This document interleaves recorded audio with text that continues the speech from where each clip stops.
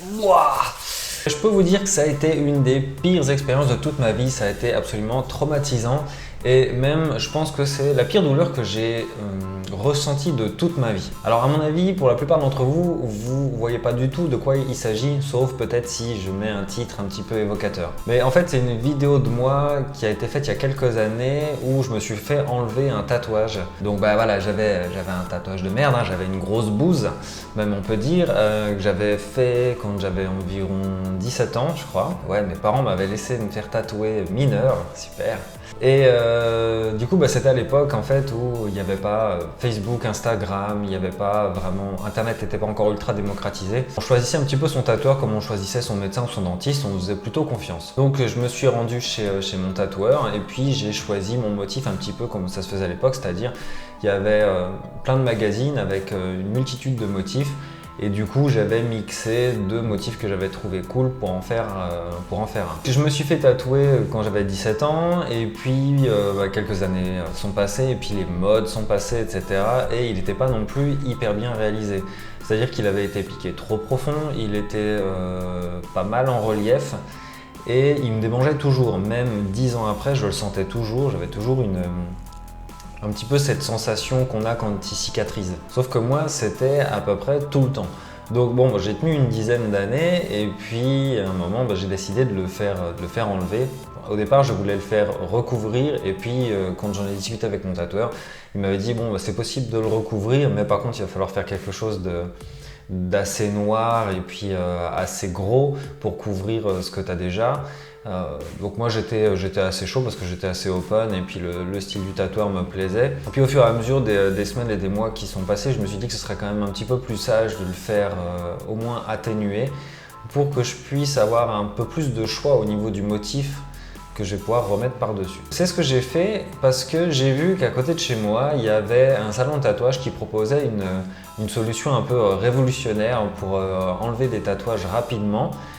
Et du coup, je suis allé me renseigner au salon de tatou et puis la nana qui s'occupait de ça m'a tout expliqué, c'était assez clair. Elle m'a montré des avant-après qui étaient franchement assez impressionnants. Il y a même son mec de l'époque qui était tatoueur aussi, qui avait un tatou sur la main et puis elle lui avait enlevé en l'espace de 3 ou 4 séances, il n'y avait aucune cicatrice, il restait vraiment quasiment rien sur la main. Du coup, j'étais assez convaincu de la technique. Et quand je parle de technique, là je parle pas de laser. C'était vraiment une autre technique, c'est pour ça que je parle un peu révolutionnaire, c'est parce que c'est sorti un peu de nulle part cet engin-là. Donc là je vous parle pas de laser, je vous parle vraiment d'une autre façon d'enlever les tatouages et les pigments, qui est quand même, quand on l'explique, un petit peu plus bourrin. Ça peut flanquer la trouille. En fait, ça s'appelle un électrodermographe. Pour faire simple, parce que je ne connais pas la théorie dans son entièreté, mais c'est un arc électrique qui va du bout de l'appareil. Donc il y a une pointe métallique, je crois qu'en plus c'était un cathéter qui était utilisé pour faire conducteur. Donc le bout du cathéter jusqu'à la peau, il y a un petit arc électrique qui se crée. De toute façon, on le voit dans les vidéos, vous allez comprendre assez vite.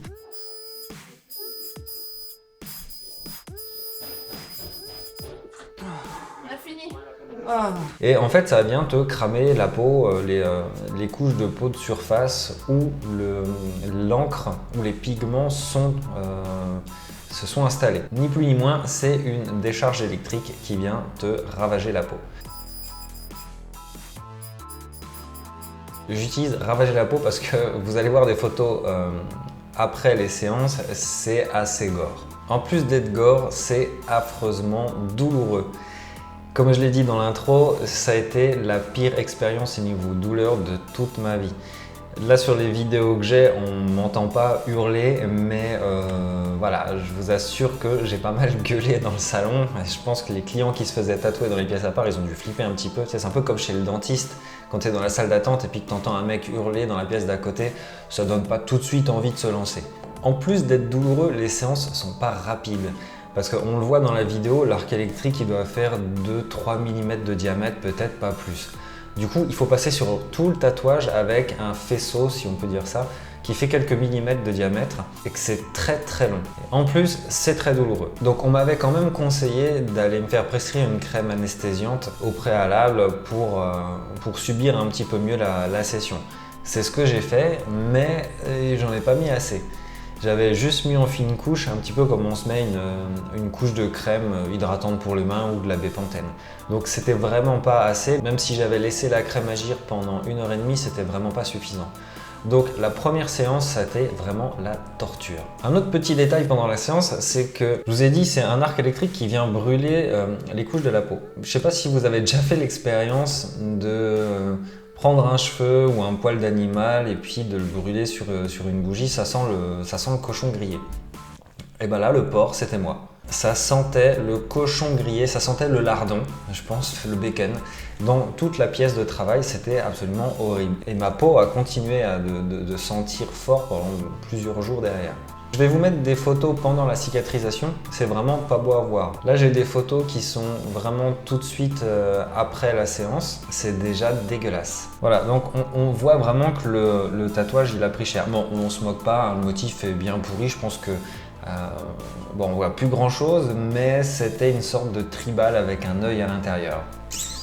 Là, il y a une séance qui vient d'être faite, c'est en train de cicatriser, c'est absolument dégueulasse. Donc je vous invite à voir la vidéo que j'ai faite sur les infections tatou, ça ressemble un petit peu à ça. Donc en plus d'être dégueulasse, on peut paniquer parce qu'on peut se dire, tiens, mon tatouage en plus d'être moche, il est en train de s'infecter et c'est en train de partir en vrille. En fait, l'avantage de cette technique, à l'époque, c'était il y a 6 ans je crois, c'est que vu que c'est un arc électrique et que ça fonctionne pas comme un laser, l'arc il faisait pas la différence entre des pigments noirs ou des pigments verts ou des pigments de couleur. Parce que l'inconvénient des lasers encore aujourd'hui, même avec les plus performants, c'est qu'il y a certains pigments, donc certaines couleurs qui s'enlèvent soit pas du tout, soit beaucoup moins bien que le noir. Et l'avantage de l'arc, c'est que vu qu'il te crame la peau, bah en fait il s'en fout de la couleur des pigments. Là on voit, c'est une photo je pense à, je sais pas, à plusieurs semaines après la première séance ou après la deuxième séance, je sais pas vraiment où j'en suis, je pense que c'était après la première séance. Oui parce que comme je suis un peu sadomaso, j'ai fait 2 séances. Et on voit que là ça croûte mais de malade quoi. C'est vraiment crado. Donc on voit qu'il y a des endroits, les croûtes sont déjà tombées, le noir est devenu quand même beaucoup plus clair. Et puis on voit une croûte qui est en train de dégueulasse, en train de tomber. En plus de pas être hyper agréable au niveau de la douleur, les semaines après les séances sont assez dures à vivre puisque on a des croûtes qui se forment sur plusieurs millimètres d'épaisseur. Et on a la peau qui tire à fond. Et d'après les conseils de la praticienne, il fallait vraiment rien mettre dessus. Donc j'avais pas de crème à mettre pour les brûlures ou les irritations. Il fallait laisser la peau sécher et puis laisser les croûtes tomber. Je vais rechercher, parce que je crois pas que j'ai d'autres photos des séances ou du après. Alors je vais regarder si j'en ai pas d'autres. Non, j'ai pas retrouvé d'autres photos, j'ai pas dû en faire à la fin des 2 séances quand la peau s'était reformée. Il faut savoir que maintenant cette technique elle est interdite en France. Il me semble, d'après ce que j'ai lu, il y a eu trop de séquelles au niveau de la peau, des praticiens qui ne savaient pas vraiment régler la machine ou l'utiliser ou bien pratiquer. Donc je pense que ça a duré 1 ou 2 ans cette technique là et puis après elle a été totalement interdite en France. Dans les autres pays, je sais pas, mais même en faisant des recherches, j'ai l'impression que c'est pas une technique qui a été ultra développée dans le monde des tatouages. Donc à ma deuxième séance, j'avais quand même les souvenirs d'en avoir chié comme un russe à la séance précédente. Alors du coup là cette fois j'ai mis quand même un petit peu plus de crème anesthésiante, j'ai mis plusieurs millimètres de crème, bien couvrir, laisser pendant 1 heure, 1h30 agir le produit et ça a été un petit peu plus supportable. Mais même avec la crème anesthésiante, la douleur est quand même ultra vive. Je peux pas vous dire si ça fait plus ou moins mal que le laser, j'ai jamais fait, je pense que c'est quand même équivalent et c'est pas ultra fun. Bon, l'avantage de tout ça, c'est qu'après ces 2 séances qui ont été espacées de plusieurs mois, je me souviens plus vraiment, ça date vraiment d'hyper loin, j'ai pu réaliser un cover et le tatoueur avait quand même beaucoup moins de contraintes vu que le tatouage était quand même très fade, ce qui restait sur ma peau était très fade et comme le tatoueur a un style assez dark, ça a très bien passé. Si je retrouve une photo, je vous montrerai peut-être une photo du après en tout cas pour que vous puissiez voir la différence. Mais voilà, bon, si c'était à refaire, je sais pas si je le referais, en tout cas dans les mêmes conditions, mais je suis très content de m'être fait enlever ce tatouage qui était vraiment devenu et horrible et plus d'actualité, et ça m'a permis d'avoir une plus grosse pièce qui soit plus jolie, qui soit plus adaptée en plus à la morphologie du bras. Donc si je peux vous conseiller, si vous avez un tatouage qui ne vous plaît plus ou qui a été mal réalisé, n'hésitez pas à le faire estomper avec aujourd'hui le laser, parce que je pense qu'il ne reste plus que ça aujourd'hui comme technique de détatouage. Allez faire quelques séances de laser pour au moins effacer un petit peu le tatouage, le rendre beaucoup plus clair pour que nous, en tant que tatoueurs, en tout cas ceux qui pratiquent les covers, on ait moins de contraintes techniques. C'est-à-dire qu'on ne soit pas obligé de vous faire un truc tout noir à l'endroit où vous avez votre tatouage initial. Certes, c'est un budget. Les séances de laser sont relativement chères, sont plus chères qu'une séance de tatouage. Mais il faut savoir que les lasers des tatouages coûtent plusieurs centaines de milliers de francs ou d'euros selon où vous vous trouvez. Mais voilà, les plus performants, ça peut aller jusqu'à 250 000 francs, voire au-dessus.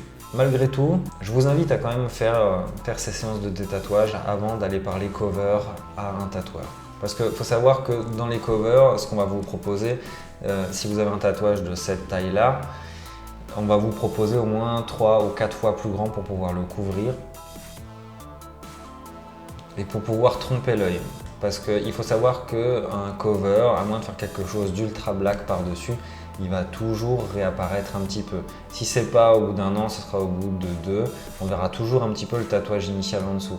Donc si vous le faites effacer un petit peu, on aura beaucoup moins ce phénomène et on ne sera pas obligé de faire quelque chose de très sombre. Voilà, j'espère que cette vidéo vous a plu, que ça a été un petit peu instructif, que ça a pu vous guider un petit peu dans vos choix et que ça vous fait un petit peu moins hésiter à choisir l'option des tatouages pour pouvoir ensuite avoir une jolie pièce qui vous plaira à 100%. J'espère que tu as aimé cette vidéo, je t'invite à t'abonner et à mettre un petit commentaire et peut-être à aller voir la vidéo qui doit apparaître, je ne sais pas trop où sur l'écran, mais qui doit apparaître par là ou par là. Je te dis à bientôt et on se retrouve très vite pour un nouveau sujet. Ciao!